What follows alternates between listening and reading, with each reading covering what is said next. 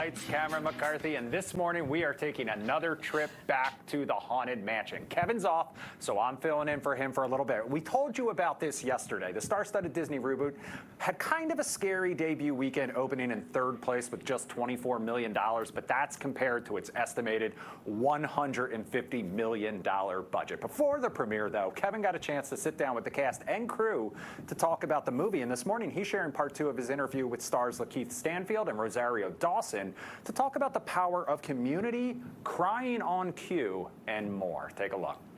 When my son and I moved in here, it wasn't as warm as we hoped.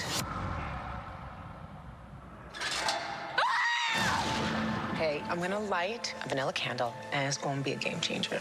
Will it though? And after midnight, the house comes alive. This place is haunted! That line about even grief can be a doorway to joy, kind of what you're saying here. Again, I'm blown away that these topics thematically hit me, because it's a Haunted Mansion movie, but at the same time we're dealing with like these very serious topics that I took away, and I was wondering, for as actors, how you feel about that. When you deal with grief as actors in a performance, do you find that there's a catharsis that you can get in your own life that can bring joy to something that was maybe more on the grieving side? Like, do you find that through performance sometimes? I like that question. Yeah, I think very much so. First of all, when you're grieving in community, it's much different than grieving by yourself. Yeah. And when you see people on screen and in stories or in music that are going through similar things, it reminds you that you're not alone and that there are other people that feel the exact same way. And the world that seems so big in your mind suddenly seems smaller in comparison to the multitude of different stories of people that are going through something similar. And so that's why I think it's so beautiful, and it's also beautiful to have and see your people who look like you that are represented that way too, that are going through a similar thing. And it just gives you this feeling of like, okay, I feel the way I feel, but there's also this other who feels that way. So it's a little bit of calm and solace in that. And so I love it. And I do think about that in the performances, and that's why I try to give it my all and make sure I'm bringing something true and genuine to it. So when I'm communicating real. I'm not communicating things that are fabricated or perceived as a certain thing. It's the actual real raw emotion you're getting. So we're communicating. It's like therapy. Yes. And what about for you? Do you find that you can work through grief through performance and find joy in that way?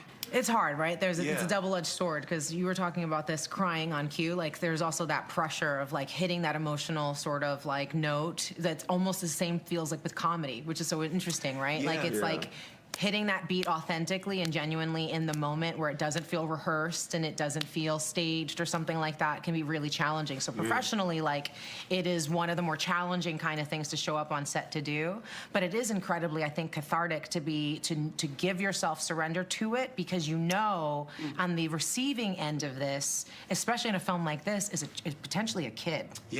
And I really love that, you know, it's Justin Simien who's at the helm of this, and you know, he's bringing what he's always brought to his work, which is questions and curiosities and provocations and subtext. And so it felt really exciting on this particular film that we were dealing with and grappling with such big, deep themes, and knowing that young people were going to be on the receiving end of it, watching all of these folks process it, because they're such distinct characters and different generations, different experience, and they all articulate the kinds of mourning and grief that every single one of us goes through, because loss is a part of life. It just is what it is. It's universal.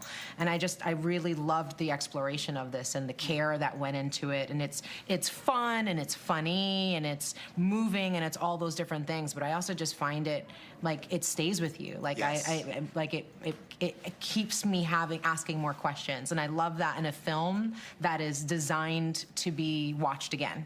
Just like this ride is designed to be rode again. Like, this is a movie that you should be watching multiple times. So I hope everyone watches it in the theater and then watches it in 4D, because it's going to be a ride.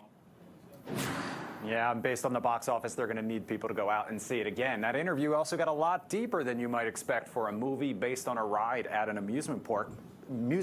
And just a reminder, though, Haunted Mansion is in theaters now. Let's end